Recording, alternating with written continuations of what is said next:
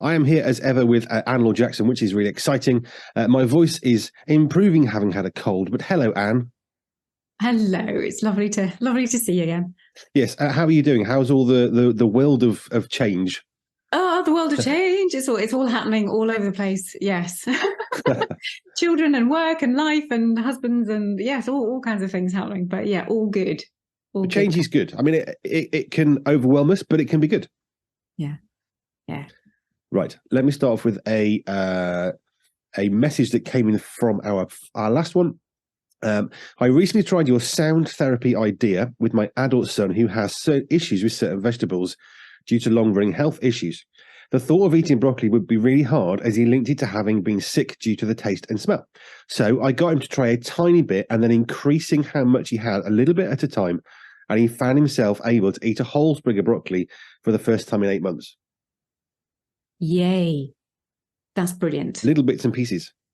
That's brilliant. That is definitely one way, and it's a beautiful way, and it's stress free, and you have to go. The beauty of that is that you are working in partnership with the individual, and so nobody's forcing anything on anybody. We want that internal drive, we want that internal motivation, but we do want to help them do things more than they have done before. And it'd be very easy just to avoid something and say, right, I'm never going to touch broccoli or whatever it is again. So that's a really lovely desensitization and a very honouring way of doing something. And well done, that person. Well done them. That's good. I was thinking about therapy that I was on when I was. They were taking me through a traumatic event, and they don't just like land you in it. They just take you a little bit and a little bit and a little bit until you are the master of your memory, effectively. And I guess it's the same thing that we're talking about here, isn't it, with the senses? Yeah, because there's so much that because of that overreactivity, that rapid flight, fight, fright kind of response. That's, I think, with every single therapy, regardless of where you're coming at it from, emotionally, sensory, physical, or otherwise, you just want to protect the system so that we don't get to that. Because if you get to that point, it's very hard to do anything meaningful and to do anything purposeful. So it's gently, or it's big steps. If they can cope without us setting off that reaction, then it's gently steps. And that's really nice. Excellent. I was just thinking about all the stuff that's going through, because you've got all these changes in your home, your office, all the stuff that's going on. So I'm guessing for you too. I mean, you're no different to anybody else. Just because you know about sensory things, you still have to apply what you know to your own situation. So how are you managing to do that? That's really interesting, actually. Yeah, I am definitely being very much more conscious of me having physical exercise. And I recently found this year, I found the sauna. So okay. My new best friend is the sauna, because what it does, I love being on my phone. I love communicating. If something comes in and I respond to it, and I'm a very responsive type of person, and there's always something to build in the business. But this morning had more information about, like, I've got one son who's a drummer, and there's more openings that way. I've got another son who's coming to work with me. There's my family moving in. My parents are moving in with us. There's kind of like lots happening all over the place, and I need to be on the ball. And I love that normally, that it keeps me inspired and keeps me motivated, doing lots of things and juggling lots of balls. But I have been particularly aware that I need time to not do anything.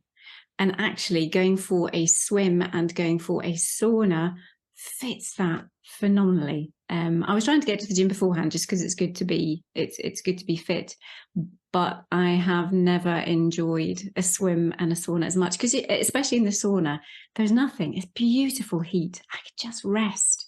And there's nothing else. It's quiet, unless some folks are chatting, but it's just really quiet. It is hot. It is soothing for me anyway, maybe not for everybody. But that's those are my, so 3 times a week I am trying to go, just to get those times, because it's really, really important. Yeah, quiet times, it's spiritually, but also that physical retreat for 15 minutes at a time, and then I go and plunge myself in a cold pool. So it's just like, woo, yeah, and then go for a swim. So it's healthy practices. Those sensory healthy practices are what we need to include in every day, so that I need to be fit. I need to be well to be able to cope and work well and be a good wife and mum at the same time. I do need to protect myself. They talk about self-love, don't they? I'm not quite sure. Self-care. It just seems the right thing to do, really. It's just look after yourself, whatever that means. And I know from a sensory perspective, but also we have, actually, it's an interesting point, we have lots of headphones in our house because the boys, I have 3 boys, my boys know that I like to think. Actually, we did touch upon it quite early on, I think, in one of our earlier podcasts, that I really like space to think. So they go around the house if they want to listen to music. It's nice that they're the ones. Otherwise, I could wear ear defenders, I suppose, or noise cancelling headphones. But it works for them because then they can carry their music around with them as they go from place to place or work a bit and do a bit of this. But auditory wise, it is important for me. I'm not overreactive in any way, shape, or form. I do love a good noise or chat or anything else, but I do like to think. So but there is something different, isn't there, between not doing something and doing nothing? Because although it sounds the same, there is a big difference between us just not doing stuff as opposed to doing something to rest. That's the passive and the active resting, isn't it? Yeah. Right. We need to find that right balance. Yeah, and it's important. It's good to do nothing, and it's good to do something where that something is nothing, and it's a deliberate act rather than just sitting on a chair and not doing something, but actually doing something where we can not be not give I suppose it's like anything else. We need to sleep, but we need to give our senses a bit of a rest as well. Yeah. And I think I remember when I was growing up, there was nothing I liked more than if I could be about 2 hours in my bedroom, just to think, just to sit and not have to do anything. I was just really content, really happy. And just allow my mind to think. And I think that's, when folks aren't at peace with themselves, it's a really hard place to be, to actually have nothing and to have no distractions and to have no other sensory input, whether it be visual, whether you're watching something or hearing something, or something else is always keeping your brain active. And it's really important that we have those rest times where we are not using external stimuli to keep us attentive to something, that we find that peace and that contentment so that we can just be. I used to very much be a human doing. I suppose in many ways I still am. I do lots of things, but I really enjoy just being where I can. It's really important. No, I understand that. I really do. I spent 3 days sitting in a chair doing nothing apart from not feeling great. And why don't you have a bath? I was like, I really don't want a bath. For me is one of the worst things I can do because I'm just bored, senseless. It's like, can I not have a shower and do the same thing? Because then I can get on with my day. I think like you, I don't like to just be. It's not natural for me to just sit. I think having a cold and going for a bath, that's not nice, because you have to get cold. You have to undress yourself. It's like, oh no, I don't want to do that. The bath might be nice, but the process of getting in there would not be worth it for me. It's like, no. Not happening. No, and also sitting there doing nothing. I just, it's not a happy place for me. If I'm having a bath, it's because there's something really bad. It's the only reason why. Right, let's move on to a question. Question for Anne Laure Jackson. Can sensory issues develop over time? Can you, as an adult, for example, suddenly find yourself experiencing sensory issues? And an extra, do we know what would trigger that? Big question, very good question. The types of sensory processing that those of us who are advanced practitioners in sensory integration, that the pure ones are those that have developed from birth, because it's much more, it's just really easy to treat, as it were. We just know what's happening, what needs yet to develop, what needs yet to integrate, and therefore we can go in and deal with those things straight away. Especially if there's no other brain damage that we're aware of.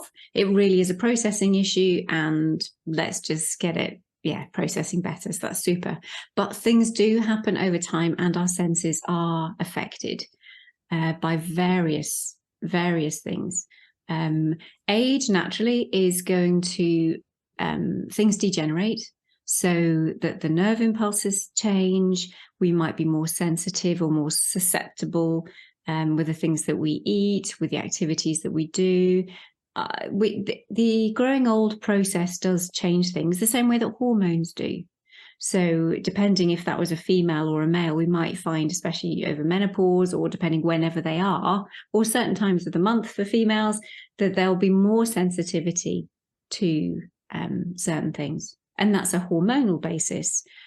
Sometimes it's an age basis. So yes, things do change. Sometimes for the better, because you actually get less sensitive about certain things. Or I think, as we remembered before, our concept of time often can improve because we are more experienced with things, and so time becomes more of an issue unless we start degenerating and cells don't function in the way that they did do before. So yeah, some things will improve and some things will deteriorate, but the reasons behind it are varied and definitely many. Okay, so it would not be an abnormal thing for someone in their 30s, 40s, 50s to find themselves with something. I mean, we understand that, I suppose, conversely with caffeine. I was chatting with Dr. Scott the other day talking about caffeine, and he was saying about how as we get older, our tolerance to caffeine changes, and actually all of a sudden perhaps you might find yourself age 50, now you can't have that caffeinated coffee at 6 o'clock in the evening because it keeps you awake. So if it happens just from caffeine, then it shouldn't be any harder for us to understand that can happen with the senses.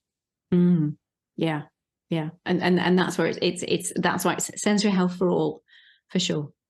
Cool. Okay. Now you said you had a testimony from a family, which I thought would be lovely to hear. Yeah, well, I just had some lovely. Naturally, I'm talking with families every day. There are set weekly coachings that we have, but have these opportunities to chat with families and with teachers during the week as I go around the schools.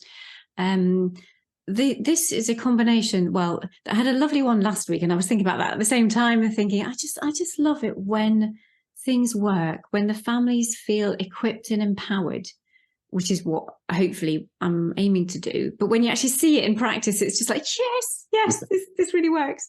And one of the parents, but both of them have opened their home to children to adopt. I think that is just gorgeous. The calling, and often the needs of a child who's adopted is more in a whole variety of different ways. But these ones, I mean, the first family was saying that it was just an absolute nightmare when they got in touch.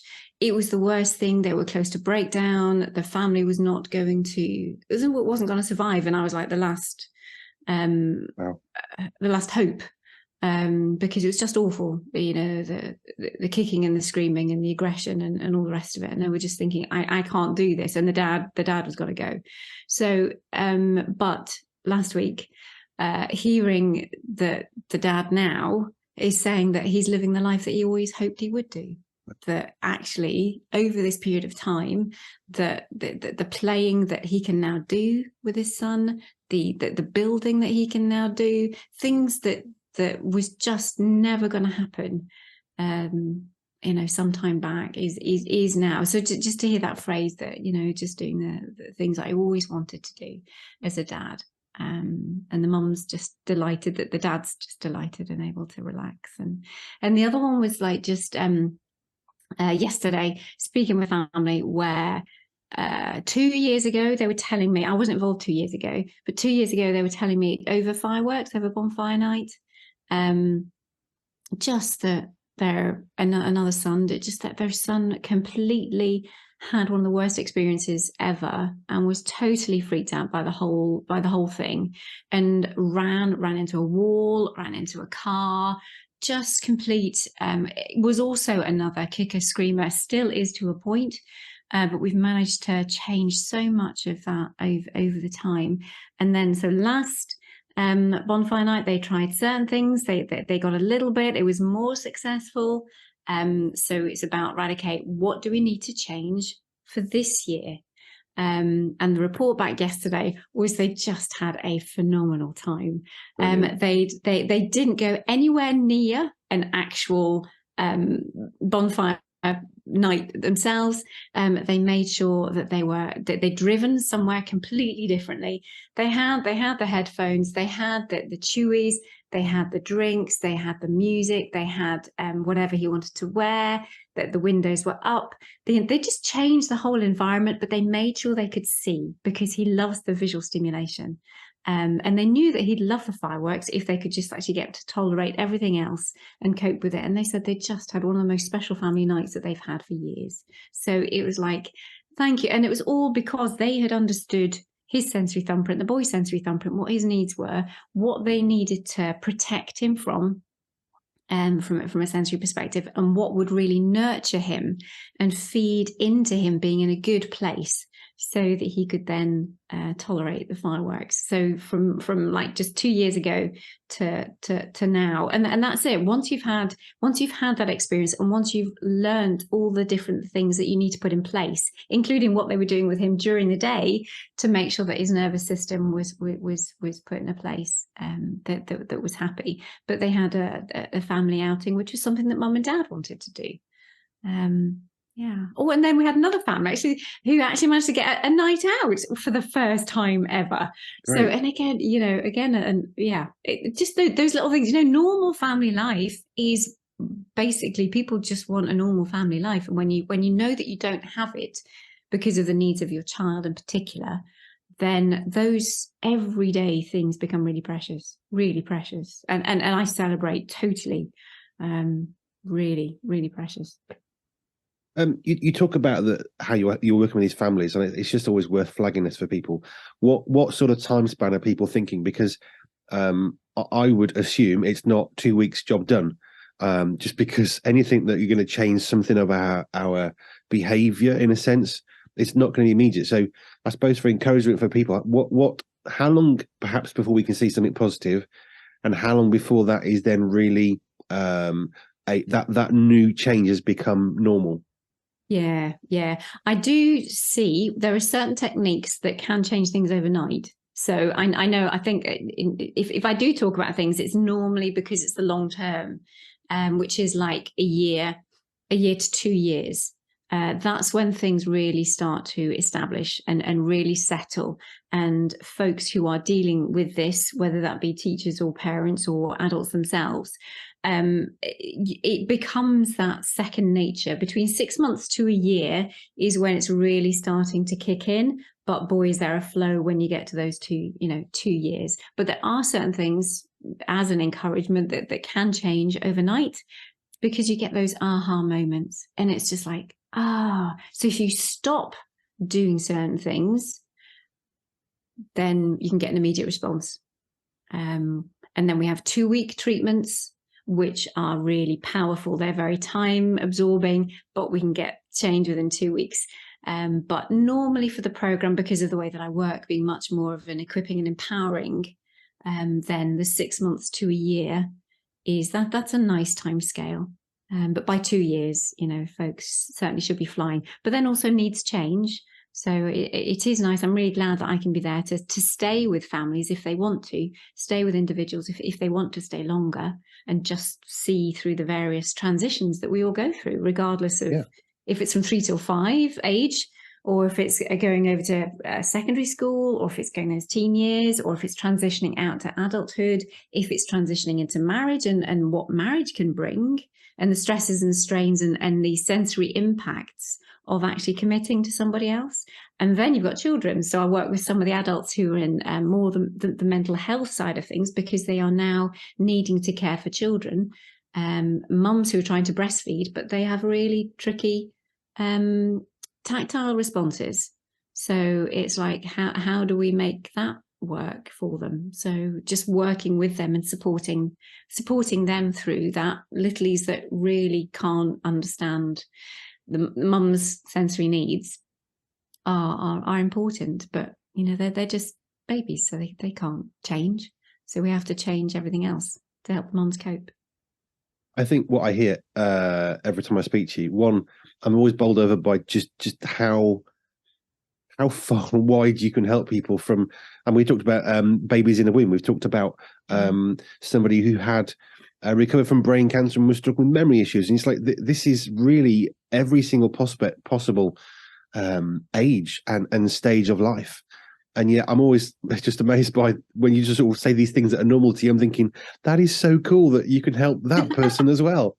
I think that's why I love life. It's kind of like, what this is my calling. This is like what I love to do. And when I see it, and like with every stage, and having the opportunity to be able to speak into those as well, because I also mentor other occupational therapists, and they're in different parts of the world as well. So I get to hear their lives, and then I help them to reflect and actually expand, where they've been at, to, and their experiences. So I'm speaking into their life as much as as their practice. And I just hear lots of things that are going on, as well as thankfully I'm able to work with lots of different types of people, and I just love it. I do. Fabulous. It's encouraging. I know that's what I get, the comments that come in as we play these out on the air. It's people are saying, this is so lovely, this is so encouraging, or it's that sort of a thing. And I think so often in life we think there's no hope. We have, we can deal with all these things. Like you talk about normal, what's normal? Well, my normal is different to the next person's normal, but we think that their normal is the normal for everybody, and actually it doesn't work that way. And part, I think, of maturing in life is realizing, do you know what? We've all got our own normal, we've all got our own abnormal, actually, and we're all different. Yeah. And I think because the comparison is huge. I do think that's one of the biggest things that I keep coming back to. Sometimes I think, do I say it?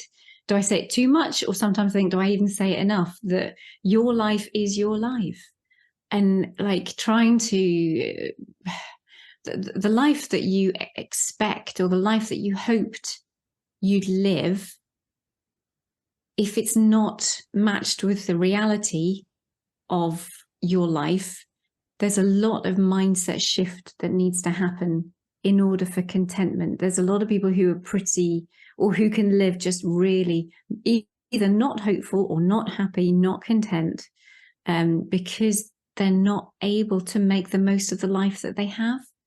So it's, how can I help people accept and love where they are at to begin with, but also then give them hope for the future, because lots of things can change.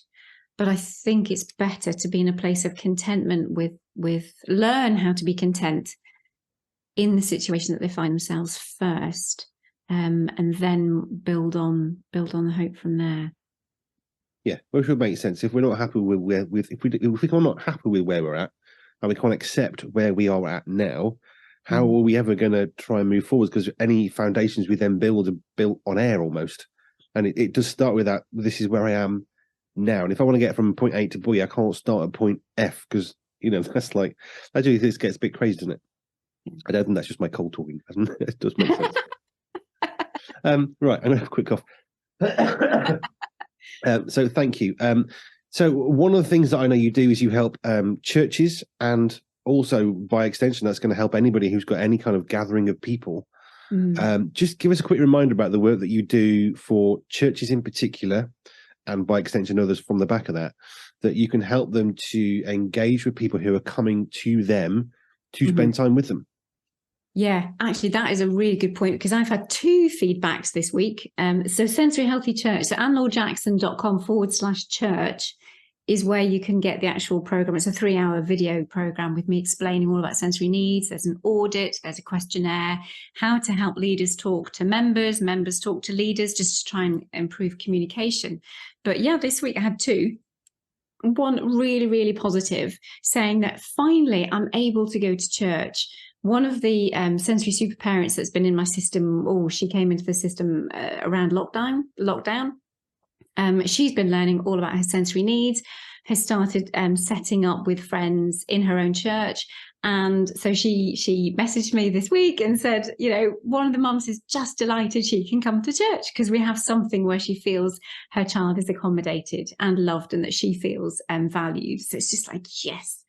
However, the other one this week was saying that she was asking me whether I should stop taking her daughter to church, because it is just so stressful. And I think the point being, for this child, everybody seems to be aware, or is becoming aware, of the ones that are sensory overreactive. They're really sensitive to sensory input. So they have these quiet rooms, which are great. However, there are loads of different types of sensory processing. So if your child does not need the bubble tubes and the calming down and the soft music and the weighted blankets and things like that, we need to have sensory facilities for those who need physical input. And that's a lot of that is described in the Sensory Healthy Church program, that we need to be catering for those who are oversensitive and for those who need movement and activity to be able to focus, to be able to concentrate, to help them stay in a good and happy place. And the church that this family were going to had some sensory stuff, which was, totally commendable and really pleased, but it wasn't meeting that particular child's needs because they're not sensory overreactive, or that's not their biggest thing. They need activity, and there was there just wasn't anywhere to be able to accommodate that at the moment. So I'm hoping that they will connect, or that the church will connect, because it's a free Zoom once a month. It's just totally available. There's a Facebook group, Christian Sensory Support Facebook group. So the link always goes in there if anybody just wants to come in and either chat about church issues and see how the members themselves can speak to churches, or get any of your leaders, if they're happy, just come and say hello. Hopefully I'm not a scary person to come and talk to. I really do just want to help and support. There's really no judgment, because every church is different. Every situation is different. We just need to find what works for them. Yeah. Yeah. Because we believe that we're all made by God, and He makes us uniquely. One of the things that I always say is He makes us uniquely on purpose, with purpose, for a purpose. And I think that's true. And all we're doing with the sensory issues, whether they're going to be overreactive or underreactive, saying, look, we're all made unique and different. We're all part of this family. And actually, the better we can get on, the better society will be. And having a moment to think, how can I work with this person better? I remember you said you had one of the guys that was coming in to move from stuff. I think he said, was it maybe I'm autistic? And then you were able to respond differently. And that's all we're talking about, is that communication that shows that we actually value other people. Yeah, and it doesn't take much to change things either, but you don't know what you can change, or you don't know what you might be able to change unless you talk about it and get some ideas from someone else who might have done something. But it's also not just about ideas, but it is actually finding that match, getting those sensory needs, getting aware of them, and being able to define them so that you can then communicate it to other people. Because that's another family this week was just really struggling to know, how can they communicate this to school when school are thinking that they're just like every other child, and the parents are saying they are just not like every other child. There are different things that need to be put in place, because they get the backlash when they come back from school, and that they're not functioning great in school, but they're coping well enough, as it seems to be, from the school's perspective. And I do get it, but it's, as I was just saying, to that, be very, very specific, really, really specific with the things that will make a difference to him, so that he can do better at school. Because we did find things that, if they communicated those specifics, that then if the school were prepared to take it on, then that would really help him. Cool. Just remind us of your website, where people can get all the different places. It's a launch pad, really, isn't it, your website now? Yeah, it's really, because there's loads of different resources. There's free resources, there's resources with donations, there's different types of branches, but all essentially coming down to having a sensory super system to equip and to train and to work alongside whoever, children, adults, well, obviously working with the parents, adults, older people, teachers, carers, professionals, anybody. So AnneLaureJackson.com, ANNELAURE and Jackson.com. Fabulous. Thank you, Anne, as ever. I'm looking forward to the comments that will be coming in, because they always do, about how encouraged people are. So thank you once again for joining us here. Oh, and thank you. And I hope you get better soon, really better. Yeah, me too, because I want the cold to go. I feel better. My voice, yeah, not so great, but it's fine. If you've got any questions for Anne Laure Jackson for me to ask on your behalf, just email us here, hello@pure247radio.org, hello@pure247radio.org, and I'll ask them to Anne, and you can make them as anonymous as you wish. Thank you, Anne. Have a great rest of your day. That's great. See you next time. Bye-bye. Bye-bye.